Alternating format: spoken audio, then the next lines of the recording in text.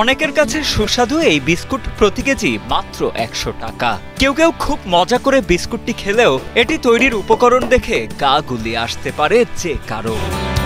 চারকোনা দেখতে এই বিস্কুট তৈরি হয় মাটি দিয়ে, তাও আবার যে সে মাটি নয়, শুধুমাত্র এঁটেল মাটি দিয়েই তৈরি হয় হবিগঞ্জের ঐতিহ্যবাহী এই মাটির বিস্কুট, যা তৃপ্তি সহকারে খেয়ে থাকেন অনেকেই। আগে আমার শাশুড়ি বানাইতা, ও শিকড় মাটি আমি বানাইয়া বেশি। এই শিকড় মাটির ব্যবসাটা অনেক দিন ধরিয়া তারা করতেছে, এটা পূর্বপুরুষের আগ থেকে আমরা দেখে এরাম।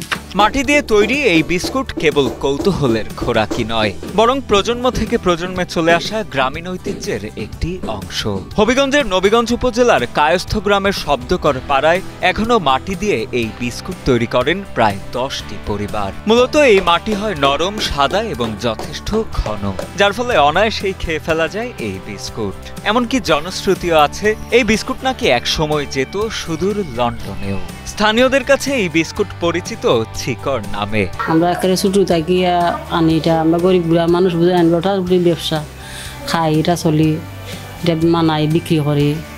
খান্দিগতে মাটি কিনিয়ে আমরা আনি মাটি বাইরে বিক্রি করি, বানাই, বুঝছেন। ওটার উপরে আমরা গরিব আনা শুরু থাকি, এটা আমরা ব্যবসা। আমরা দেশের মাইসে খাই, মানুষ বিদেশের মাইসে মাটি। বিস্কুটের কারিগরেরা জানান হাতেই মাটি দিয়ে তৈরি হয় শিকড়। পার্শ্ববর্তী বনগাঁও ও কান্দিগাঁও গ্রামের পাহাড়ি টিলার তলদেশ থেকে সংগ্রহ করা হয় বিশেষ ধরনের এঁটেল মাটি। সেই মাটি পরিষ্কার পানিতে ভিজিয়ে রাখা হয় রাতভর, এরপর কয়েক দফা ধুয়ে তা মথে নেওয়া হয়। সারা রাত ভেজানোর ফলে মাটি মসৃণ ও ব্যবহার উপযোগী হয়ে ওঠে। এরপর সেই মাখানো মাটি কাঠের ছাঁচে ফেলে ছোট ছোট গোলাকৃতির রূপ দেয়া হয়। সাধারণত এতে চিনি বা লবণ কিছুই মেশানো হয় না, তবে কেউ চাইলে টকস্বাদের জন্য তেঁতুল মিশিয়ে দেয়া হয়। এরপর সেই কাঁচা শিকড় ২ দিন রোদে শুকানোর পর তা নেওয়া হয় মাটির তৈরি চুলায়। চালুনিতে বসিয়ে ধানের তুষের ধোঁয়ার তাপে সেকা হয় ঘণ্টা খানেক। পোড়ানোর ফলে কালচে রং ধারণ করলে খাওয়ার উপযোগী হয় মাটির তৈরি বিস্কুট শিকড়। শিকড় মাটি থেকে আমরা ওরিও চলে গেছি, আমরা বাপ দাদাও চলে গেছেন, কিন্তু শিকড় মাটির বেশি আমরা চলি। স্থানীয়রা জানান একসময় হবিগঞ্জের হাট বাজারে ব্যাপক চাহিদা ছিল শিকড়ের। সিলেটি প্রবাসীদের হাত ধরে লন্ডন সহ ইউরোপের বিভিন্ন দেশে রপ্তানি হতো মাটির তৈরি এই বিস্কুট। তবে সময়ের স্রোতে তা এখন অনেকটাই হারিয়ে যেতে চলেছে।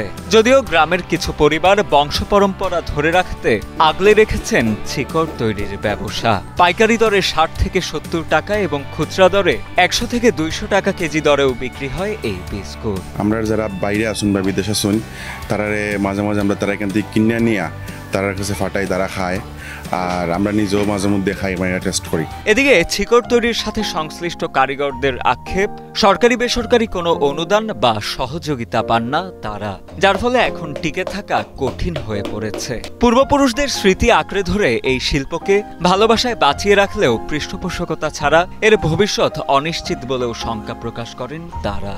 আগে অনেক হয়েছে, আমরা ব্যবসা হয়েছে, এখন আমরা এই ব্যবসা নাই, না থাকায় আমরা খুব কষ্টে দিন পাত কাটাইতেছি। আগে মালাইতাম আইনা, আমরা কষ্ট দিন গেছে, বুঝছো নি, মালাইয়া সবই আমরা মালাইতাম, কখনো কষ্ট আছি আমরা, বুঝছো নি, শিকড় মাটি আমরা মালা।